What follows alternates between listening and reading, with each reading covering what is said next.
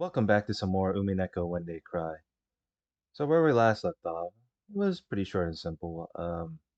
Battler was gestured to point to go to where the answer is, aka the Golden Land,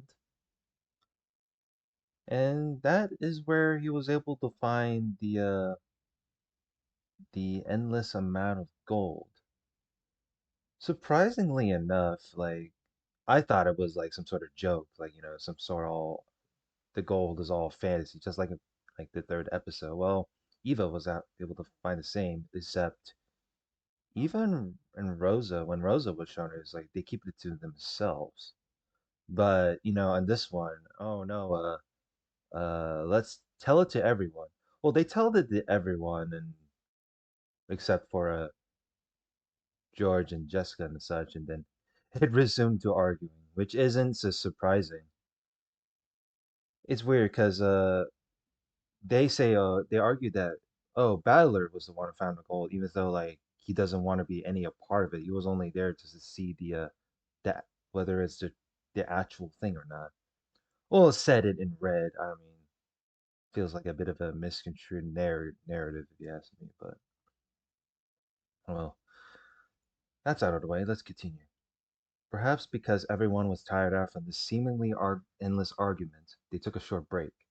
It was decided that this family conference inside the Golden Land should be moved over to the mansion. I mean, like I expected. This place may have been gorgeous, like a VIP room, but there was no heating, and it was a little cold. It wasn't well suited for a long conversation. They thought of the possibility that someone might snatch the gold away while their backs were turned.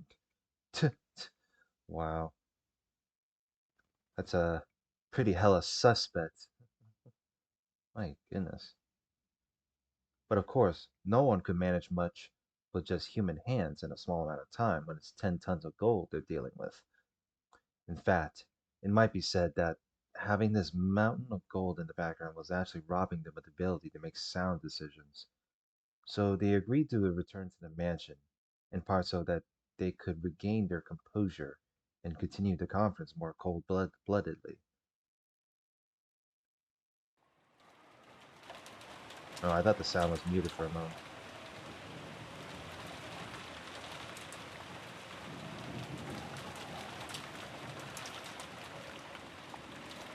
それでは私は今夜はこれで失礼します。これ以上はお邪魔でしょうから。お、悪いな。気を使わせちまったか。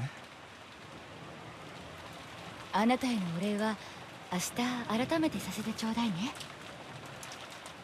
恥ずかしいところを見せてごめんなさい。I mean, that embarrassing quote unquote side of you guys, not surprising. あなたは辞退すると言ったけど、私たちはあなたへの感謝の気持ちを込めて第一発見者の一人にふさわしい分け前を用意させていただくわ。Okay. ねえ兄さん。うん。君ほどの人だ。我々の事情は察してくれると思うのに。20 billion yen in gold isn't something they wanted out in the open. They didn't want an outsider like Erica telling people about it. Of course, Erica had already quote unquote reasoned out that much. I mean, Erica wasn't the one, she was the one that decided it. So, like, Ballard was trying to, like, wanted to disagree. She wore an unpleasant smile on her face as though she understood all too well. 私のことはお気になされなくて結構です。もちろん口外する気もありません。したところで証拠を示せぬ限り誰も信じないでしょうし、今夜は良いものを見せてもらいました。眼福でしたので私はこれでもう十分です。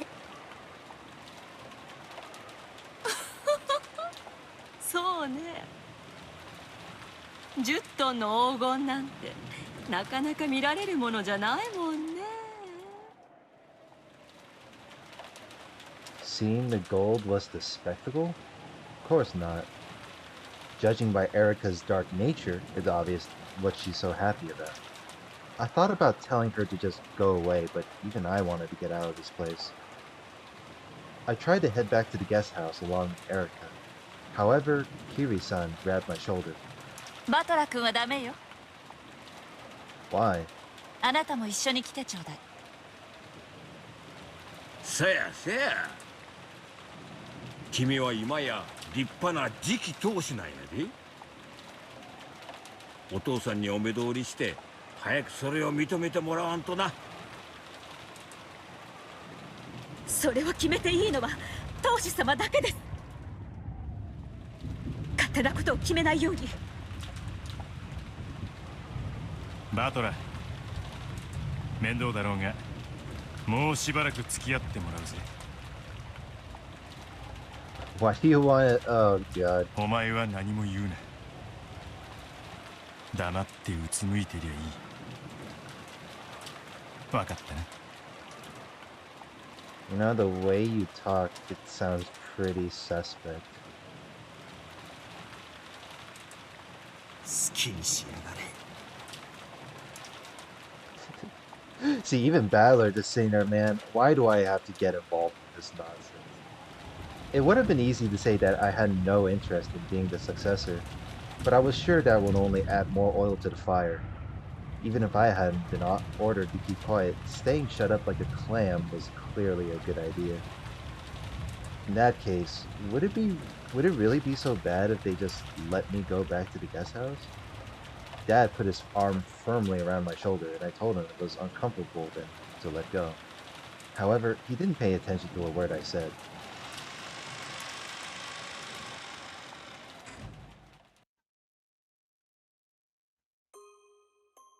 気分解けたな。お前のお望み通りに。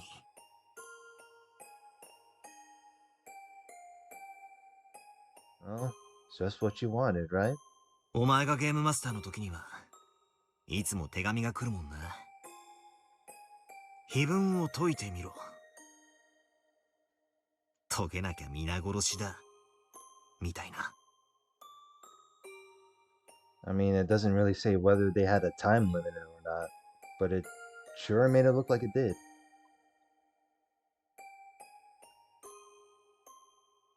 Why did you want to make us solve the riddle of the epitaph? By solving it, we found a mountain of gold. Yippee for us. But what about Beato? Does she gain anything by having us find the gold? Or does she lose something? チェスパン思考にのっとる限り、人は自らが損になる一手は打たない。だからお前は、俺たちが碑文を解くことで何か得をするはずなんだ。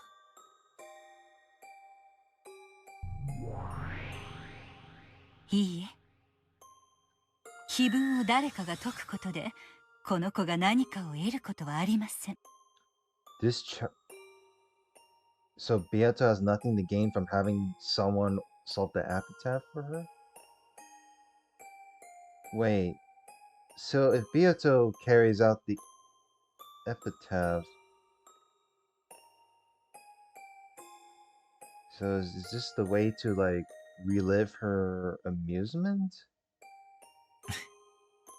いいのか？こいつに断らずに勝手に赤き真実を使っちまっても。この子もそれを望むでしょうから。Vergilia, who had suddenly appeared there, quickly gave an answer to my question with the red truth. 俺は過去にベアトが碑文を俺たちに解かせようとするのは、黄金の隠し場所を見つけさせて横取りするためだと推理したことがある。それも違うのか？はい。第一、もともと黄金鏡の黄金はこの子のもの。見つけさせる必要も横取りする必要も何もありません。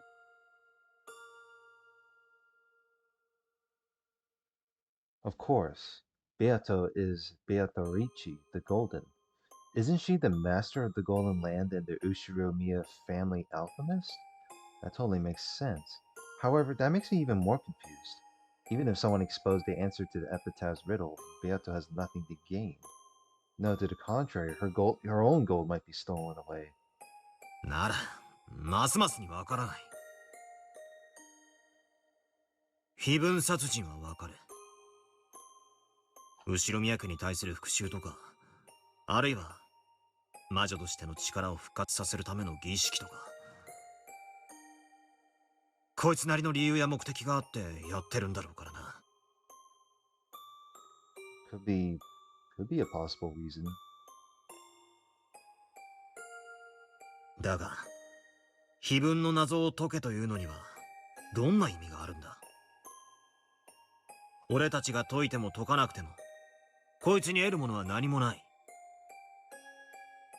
つまり、ベアトにとって非分の謎が解ける解けないという問題は無価値なものなんだ。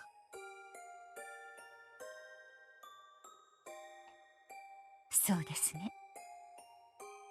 非分の謎が解けても解けなくても、この子にとって得るものは何もありません。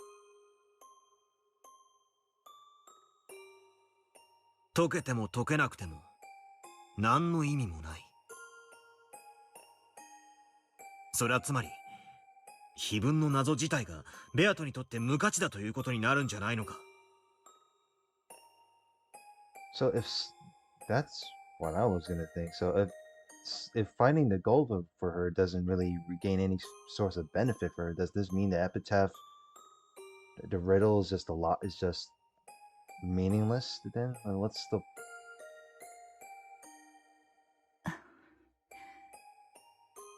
そうですね。非分の謎はこの子にとって何の意味もない。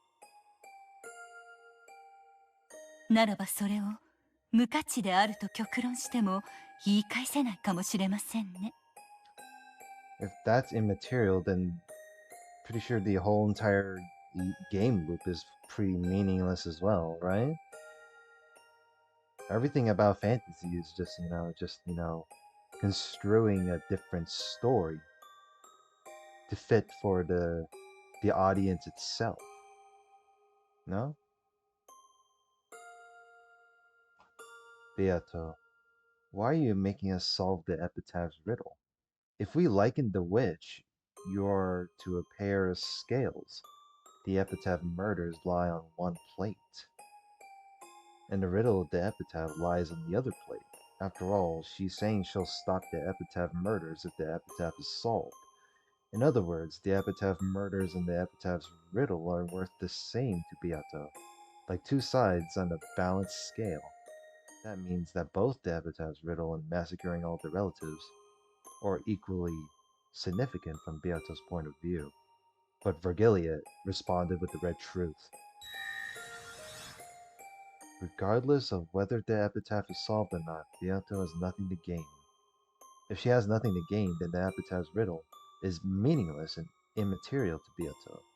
In that case, how much are the epitaph murders, which lie on the other side of the scales and are equal to the epitaph's riddle in value, worth to her? Think. Don't stop thinking. The epitaph murders and solving the riddle of the epitaph have equal worth. As long as the epitaph murders, which are Beato's goal each time, have this single way that they can be stopped, a way that she decided on herself, both are worth the same thing to her.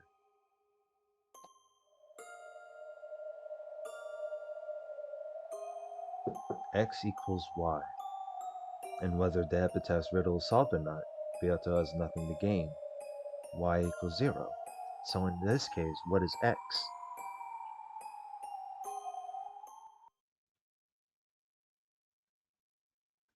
おいおい。それじゃ、非分殺人もまた無意味、無価値ってことになっちまうぞ。こいつはご丁寧に予告状を出し、碑文に沿うように順番にバレないように次々殺していくというめちゃくちゃ面倒な手間を払ってまで、毎度あのおかしな連続殺人を起こしてるんだぜ。その意味がなくなっちまうじゃねえか。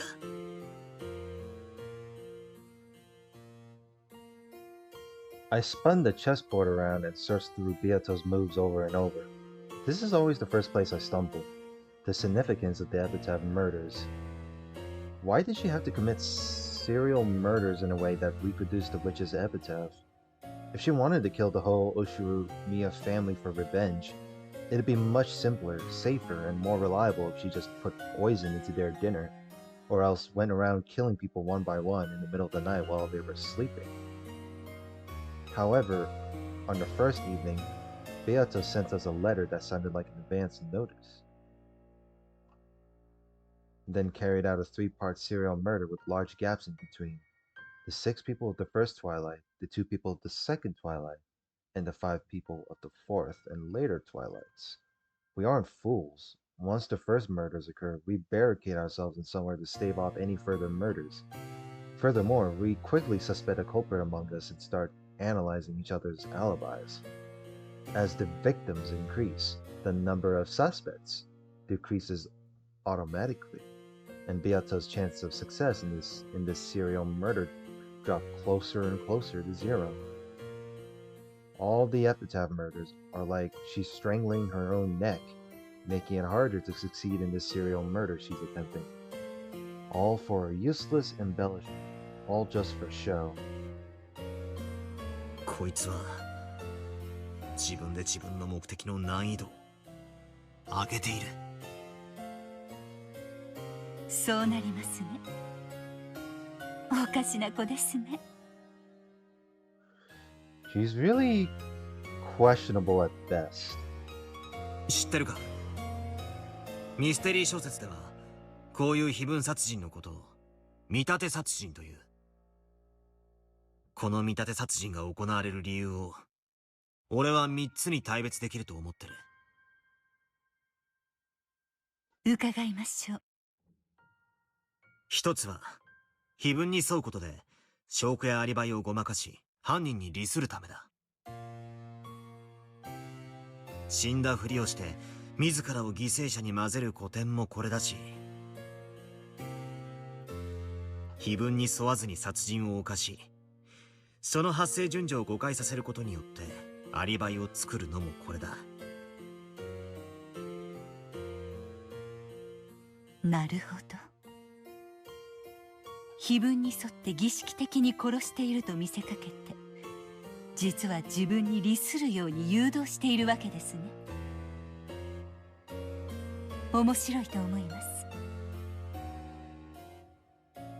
Guiding their thinking in a manner that benefits her. だが俺たちのゲームでは死者が赤でとどめを刺されちまう。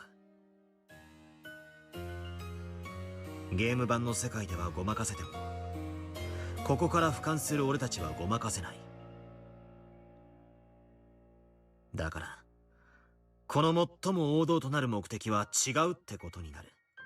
Isn't the real one. となると、見立て殺人を行うあと2つの理由は？一つは偶然。意図せずして行った連続殺人がたまたま非分をなぞる形になり、目撃者たちが勝手に見立て殺人だと誤解するケース。人間はどのような事象にも因果性を求めてしまう。きっとそうに違いないと思ったら、そう見えてしまう生き物だ。なるほど。それも面白いですね。That would resemble the epitaph.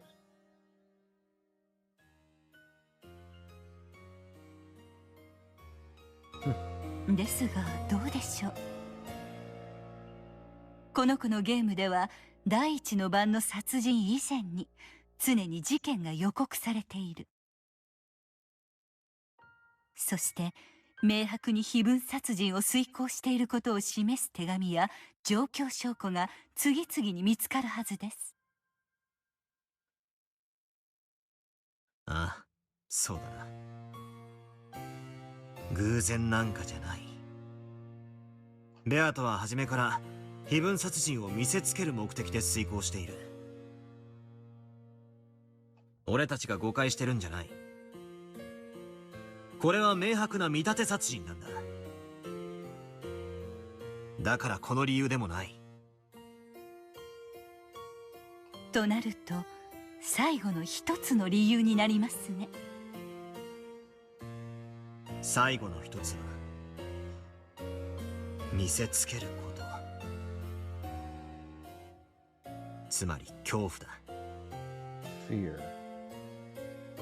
非分に沿うということは殺人が連続するという明白な予告だ。生存者たちは続くに違いない殺人にずっと怯えさせられることになる。Which it further proves it. つまりこの子は死の恐怖を味わわせるために非分殺人を。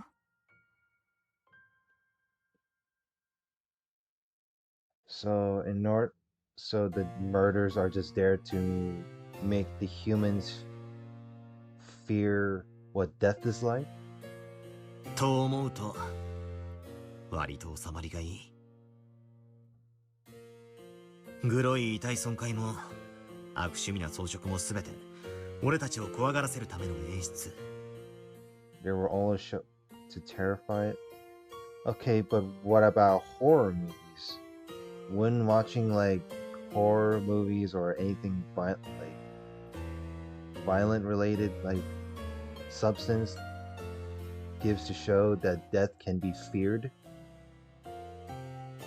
can be the cause of fear of death, but as well, even though it's fiction. 誰を怖がらせるためなのですか？だからそれは俺たちを。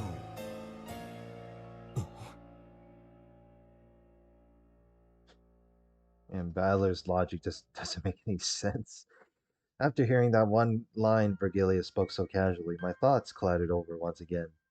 Is it really sufficient to use the vague word us? There are many humans in the Ushiromiya family. There's the head and the one who holds the rank of the successor, grandfather and Uncle Kraus. There's the relatives, who have some pull in the business world. On the other side, you have the young cousins who usually visit at most once a year. And the unfortunate servants who just happen to be on duty that day. Even if the culprit hates all of us, there should be clear differences in how much they hate some of us compared to others. So, it should be possible to pick out people among us that the culprits especially wanted to terrorize or have revenge against. If we liken this to a kid eating dessert, isn't the strawberry on top of a shortcake the part you should eat last? No one tells you that you shouldn't eat it first, but our mentality encourages us to save it for later. じゃあ最も恨んでいる人物を最後まで残したがるってことになるよな。ああ、俺の好きな小説の好きなキャラが言ってたぜ。そいつの親しいものから先に殺していって悲しみを味わわせてから最後に本人を殺すってのが一番恐ろしい殺し方なんだみたいなことを。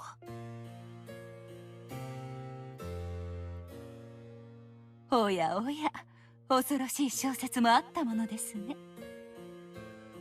桑原桑原。じゃあ最後まで生き残るやつが最もベアトに恨まれてるって論法になるぜ。しかし毎回毎回殺される人間も順序もめちゃくちゃじゃねえか。You can argue that people stay alive until the end are the ones Beato hates the most. I mean, if that's I mean, if that's the case, that means that Beato would hate Battler. Like, as far as I know, in most games, Battler is the one, like the only one, like tends to be alive the most. Unlike the third episode when she got killed off. So is this like the part of the reason, like one that remaining survivors, I should hate those characters? Because that wouldn't make any sense. I mean, I can understand Rosa. Can be par- partially spiteful, but Balor is just a. He's not even really as hateful. I mean, hateable. He's just a goofball. 最終的には死ぬにせよ。最後の晩まで毎回生き残るやつなんて。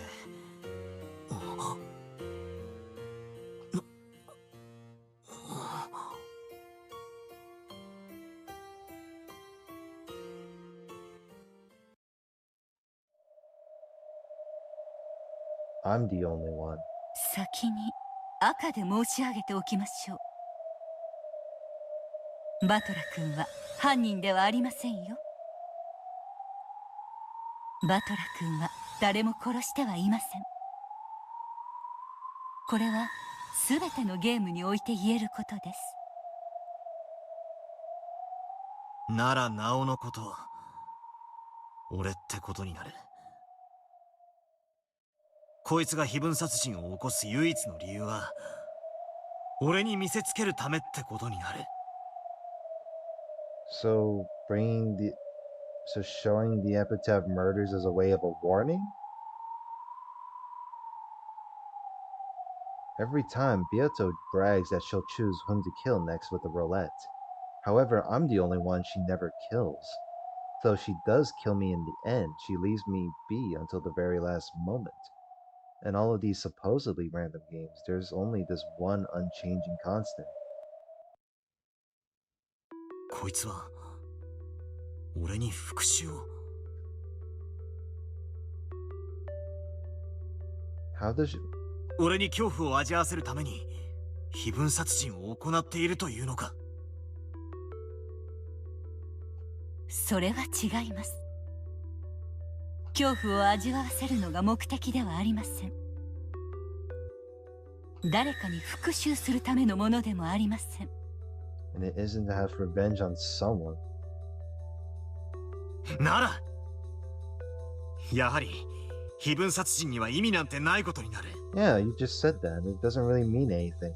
非分の謎も無意味、対となる非分殺人も無意味。X イコール Y イコール0。Zero. だがその無意味をこいつは明白に俺に対して見せつけている。Okay, then you might as well say everything is meaningless. 無意味なことと同価値の何を俺に求めているんだ。わからね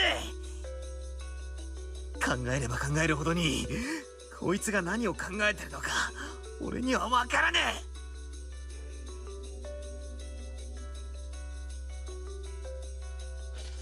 Oh god. Beatrice, the fickle witch who committed a meaningless, worthless string of serial murders. Even the epitaph riddle, which that witch used as the trigger that could suspend the serial murders, is meaningless, immaterial. And yet she's thrusting this meaningless, immaterial thing in front of my face. What is it that you want from me? Or else, what is it that you're giving me? My idea that Beato has clearly been taking revenge on me has already been denied by Virgilia's Red Truth.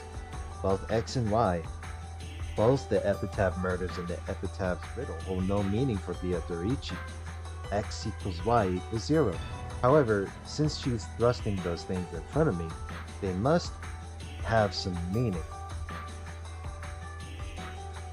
She showed us the scales representing if you don't solve the epitaph, I'll carry out the epitaph murders. In other words, neither the epitaph murders nor the epitaph's riddle have any significance by themselves. However, It becomes meaningful when she puts both halves on the scales and puts them on display before us. No, for me. In other words, it should be like this. X equals 0, y equals 0. X plus y is greater than 0. A scale with meaningless, weightless things on both sides. However, it has weight itself and gives the rest meaning. まるで遊びだな。子供のじゃんけんみたいだ。Rock, paper, scissors is an extremely familiar method of randomly determining a winner and loser. You sometimes wager some sort of reward on the outcome, but kids often do rock, paper, scissors just to play, without betting anything particular. Unless you bet something, you have nothing to gain or lose except happiness and frustration. In other words, the two sides of the scale, both winning and losing, are immaterial. However, the very act of seeing which way it will tip is the reasons kids play rock, paper, scissors. After all, the kids are enjoying the communication that surrounds the game, and they aren't purely interested in the value of winning or losing. They aren't overly concerned about who wins and who loses. それじゃベアトにとって非分殺人は成功してもしなくてもいいものってことになっちまう。まるでその過程そのものを楽しんでいるかのようにさえ思える。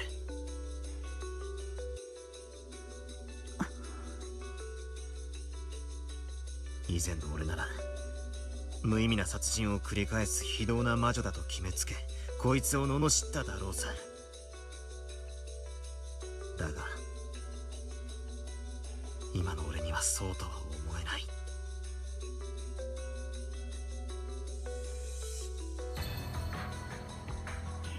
So if the murders are meaningless, that means calling her a sadist or a scumbag is denied then. ありがとう。だから赤をもう一つ与えましょう。ベアとは快楽目的で殺人を行っていることはありません。Okay, well, I guess I can't call her a sadist then. She didn't do it for pleasure, and she didn't do it to make anyone feel fear. Since she has nothing to gain, she doesn't care whether the epitaph murder succeed or fail. It's almost like a random game kids would play. 違う。意味があるんだ。こいつには。意味とは何ですか？わからない。天秤の両端は無価値だ。こいつにとってこの天秤はしっかりと重みあるものなんだ。Of course, it isn't meaningless. Some meaning definitely exists. In the previous game, she urged me to remember my sin of 6 years ago. Am I supposed to believe that was meaningless too? No, that definitely isn't the case. I clearly remember the serious gaze Beato had back then. Unfortunately, I didn't have a clue what she meant. When she saw that, she was horribly dejected. That's right. At that time, I'm sure she even went so far as to say that the crime wouldn't have occurred if I hadn't come. 意味はあるんだ。こいつにとっては意味が。そしてそれを俺に求めてる。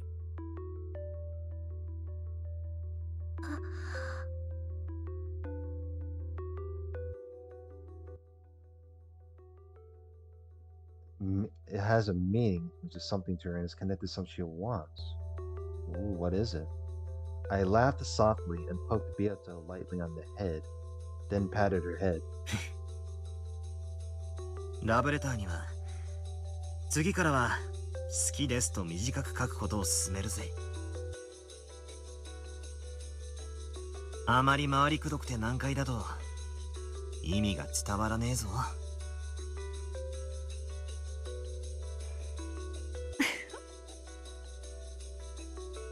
こいつが何を考えてるのか相変わらずさっぱりさ。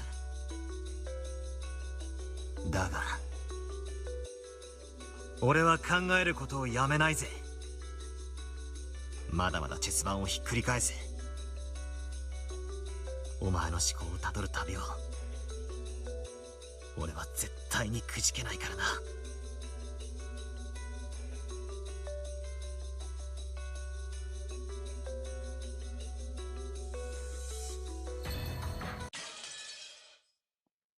Well then. Uh, I'm so confused. So is this like a part of a love? So all the shit Beato was doing in the past was part of a love letter? So what's going on? There's gotta be more to this than that. Surely. The true family conference. Oh God. This shit is gonna be painful. I can't. I kind of feel. I ain't gonna lie. I kind of feel bad for Balor for having to go through this nonsense. It's like the fuck. Man. Badler did nothing but gaze blankly out the window. The fighting between the relatives went on without end. Wow, man, that's feels bad, dude. Jesus Christ. At first, the relatives had crowded around the study. However, no matter how much they knocked, the master of the study did not answer even once. Eva and several others said they should open the door with the second key, the one Genji held. However, in a flash of brilliance, Natsuki said that Kinzo had been in a particularly bad mood and had taken back the key he'd previously given Genji, which meant that he now had both keys himself. She claimed that this was the reason they couldn't open the door. After she promised to let them meet Kinzo tomorrow morning no matter what, they finally returned to the dining hall. But of course, the argument continued on even there. Eva's group needed a lot of cash very soon, and they were trying to threaten Kraus somehow and make him pay up.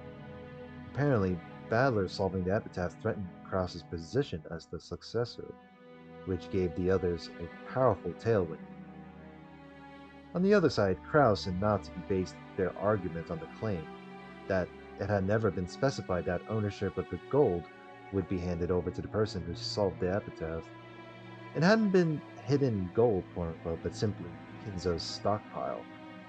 And it was still Kinzo's property, which meant it would naturally be distributed after Kinzo's death with the rest of the inheritance. Once they made that claim, Eva's group once again started demanding to be allowed to see Kinzo. It had probably been obvious to them from the beginning. This sibling fight could only be settled by Kinzo himself. This was obviously a confrontation between Eva's group, which wanted cash fast, and Kraus, who was hiding his lack of funds but still didn't need money right away. As he listened vaguely to this exchange, Badler marveled at how, despite their usual affluent airs, they were surprisingly deep in debt. それもさっき聞いた話ではないかね。もういい。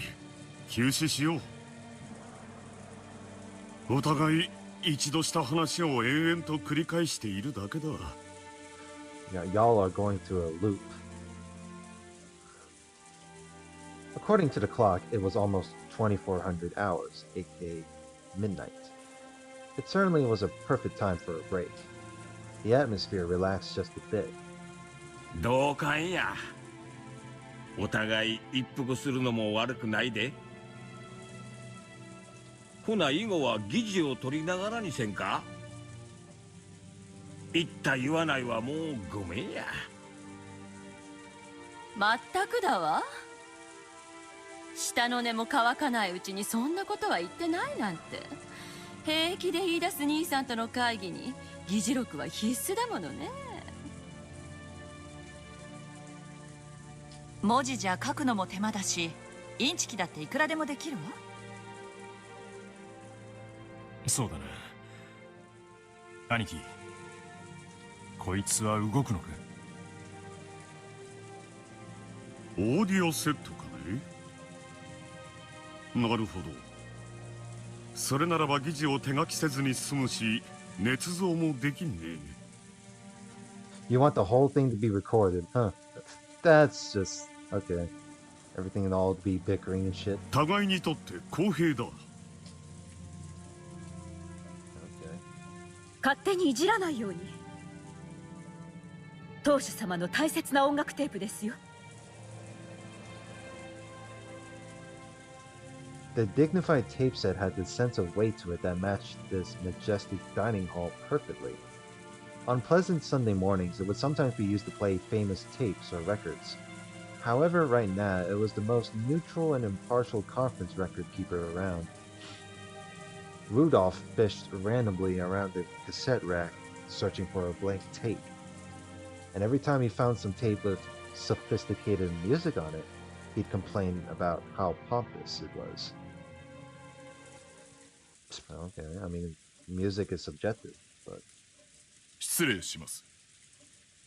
お呼びでしょうか。What's up, Genji? 休憩することになったの。申し訳ないんだけど、何か飲み物を用意してもらえないかしら。ビスケットみたいなものがあってもいいかもね。かしこまりました。すぐにご用意いたします。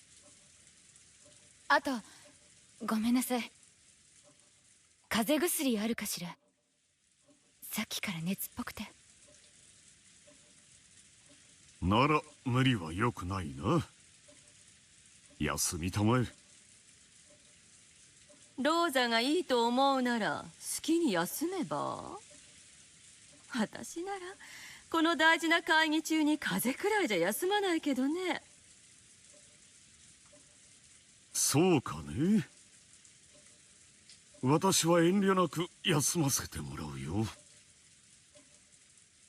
夏日、私たちも少し休まないかね。I mean, yeah, that's what I was wondering too. Like, it's funny how you make fun of Rosa for having like a simple, like, I don't know, cold. I mean, I'm like saying, I'm like, well, speak for yourself. You also have Natsuki getting like constant headaches, so you obviously have like no fucking sympathy whatsoever. はい、あなた。Sensing that he meant to have a strategy meeting, Natsuki stood up. Even if that hadn't been the case, she was so desperate to get out of the room even for a moment that she'd have taken any excuse. Kraus and Natsuki left the dining hall, and the tension in the room truly relaxed.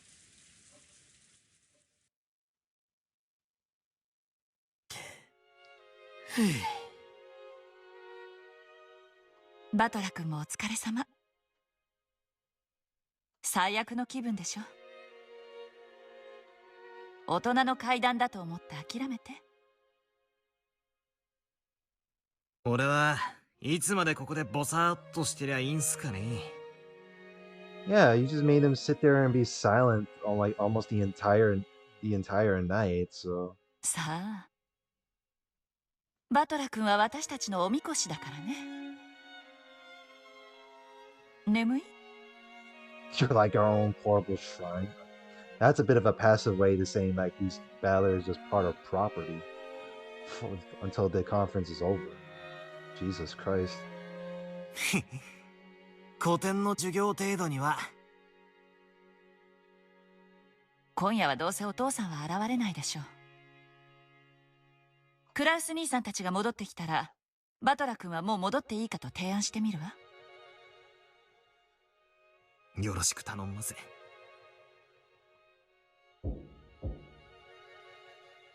A light knock and the faint sound of china clinking together could be heard. 失礼します。 Oh, hey, it's Shannon. お茶をお持ちいたしました。Shannon and Cannon.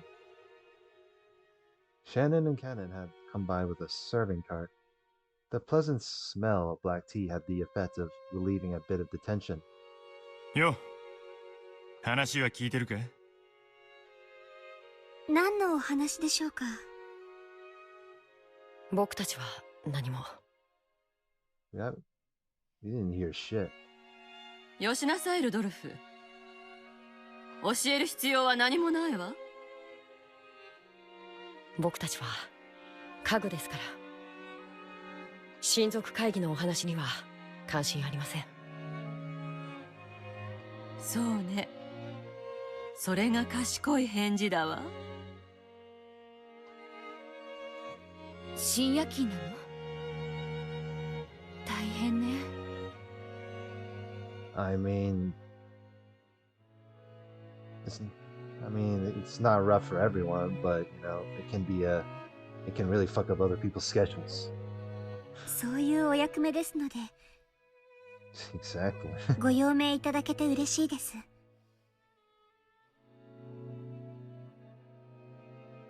そうかもしれんな。することもなくぼんやり起きてる方がしんどいもんや。I wish. わしも下積み時代に倉庫番とかやったことあるんやけどな。ただ起きてるだけでもこれがとにかく辛いんや。戦争直後はな、物資泥棒とかゾロゾロおってな。警察も頼れん時代でとにかく物騒でな。Hideyoshi was particularly proud of how he started with nothing and built up assets by illegally diverting goods from the American army. Once the subject came up, Hideyoshi tended to get pretty talkative. The relatives who knew this were greatly relieved to see that a perfect sacrifice had come up. バレたら一大事や。アメさんは怖いで。Those Americandy? What the? I didn't even know that's even a word. Americandy.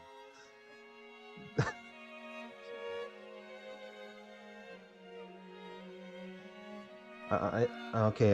It's nice. Okay, I'm glad to know that Americandy is a ethnic slur or racial slur. I mean, I don't think American is a race. It's a freaking ethnicity. That's funny. 牛肉食っとるからパワーも桁違いや。捕まったら最後銃殺刑かデスバイハンギングや。Death by hanging. わかるか？デスバイハンギング。いや、それでな、わしは思うたんや。Man, I'm telling you, man, this dialogue. 肉や、肉や。日本人はもっと肉を食わなあかん。そしてわしは胃袋をつかむ商売を始めなあかんという典型を受けたんや。Japanese people gotta eat more meat. I don't know about the meat part. I thought like, I don't know if I'm about. What did he just say? Because all the beef. I thought it was all because of the rise of fucking obesity or some shit in America.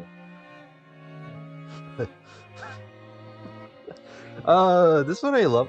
I love it when dialogue can get pretty derailed, especially with stuff like that.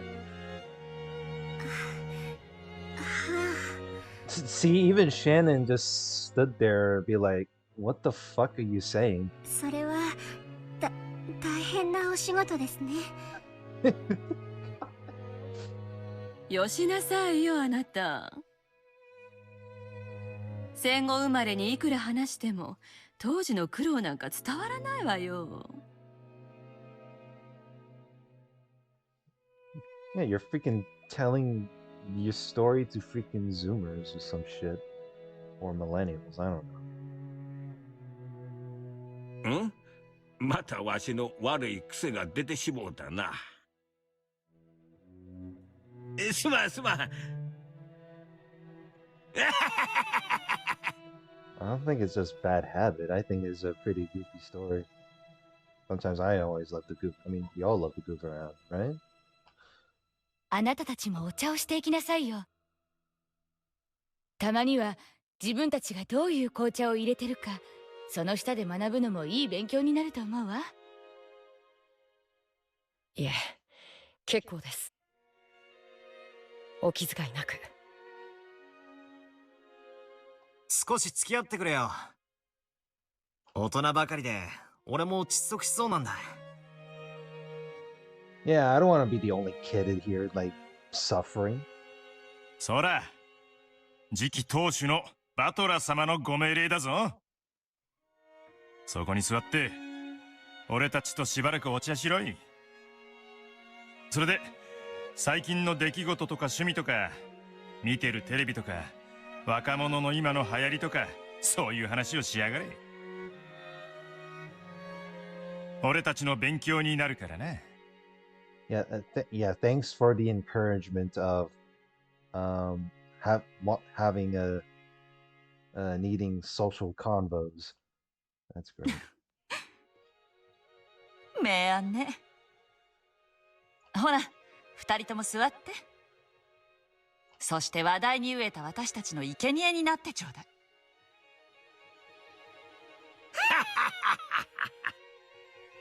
そやな。若い子と話をしよう思たら、キャバクラでもいかんとこの年では難しいわ。いつまでぼさっと突っ立ってんのよ。ルドルフが座れと命令したわ。座りなさいよ。私も許可してあげるわ。God damn, so much demands from other people. It's like after getting Eva's permission, Shannon and Cannon looked at each other and finally obeyed, nervously. For a while, the two were pounded by questions and became their relatives' playthings. Oh, I am not looking forward to that one. Jesus Christ. True family confidence. Well, I think that's a good place to end it here. Holy moly. Oh, at least we kind of learned what's been going on. Anyway, next part. We will continue this, what's going on during the night after this whole thing calmed down. So, with that said, like, comment, and subscribe, and I'll see you guys later. Have a good one.